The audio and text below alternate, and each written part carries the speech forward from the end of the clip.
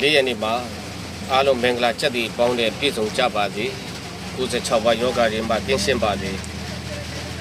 ဘေးဥပါအန်ဒီရဲ့အတွေ့အကြုံကိုလည်းအားလုံးကူးဆိုင်ကြပါလို့တဘာဝဘေးအန်ဒီရဲ့မှာလည်းအားလုံးကင်းရှင်းကြပါစေကျမ်းပါချမ်းသာလူအားဆန္ဒစီးပွားရေးဥစ္စာများဆင်ပြေချုံးဝေးကြပါစေစိတ်ကောင်းနှလုံးကောင်းတွေများများရှိကြပါစေ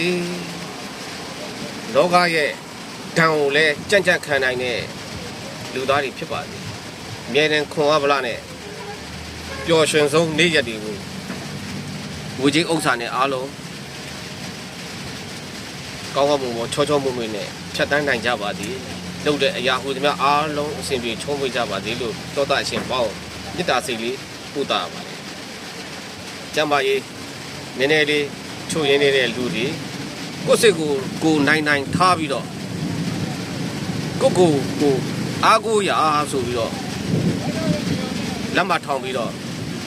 ကိုခံစားနေရတဲ့ယောဂဝေဒနာတွေမိမိရဲ့စိတ်နဲ့အားလုံးသက်ဆိုင်ပါလေကိုစားခြင်းတဲ့အရာကိုစားပလိုက်ရေချိုးခြင်းရင်ကျမ်းမာရေးအရာလေ့ကျင့်တွေ့မှုလေ့ကျင့်ခန်းလေးတွေလုပ်ပြီးတော့မှဒီချိုးပါအားလုံးဝင်လေထွက်လေလေးကိုတက်ကြီးတက်ငယ်မရွေးအားလုံးတတိနဲ့နေကြဖို့ကံကောင်းခြင်းတွေလာဖို့အတွက်ကဘာသာရေးနဲ့လည်းဆိုင်တယ်လို့ကျမ်းမာရေးလူမှုရေးအားလုံးကျုံးဝင်ပါတယ်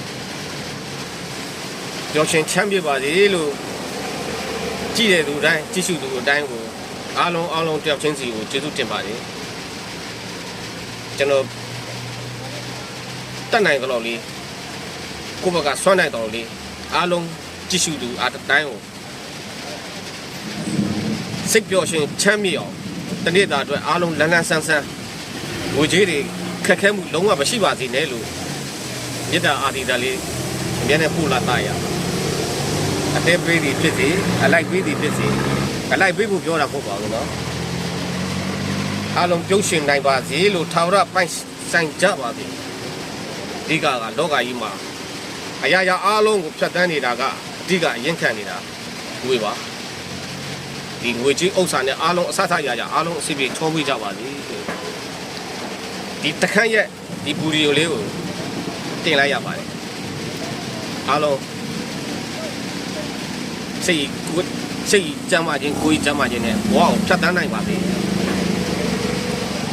ကျေးဇူးတင်ပါတယ်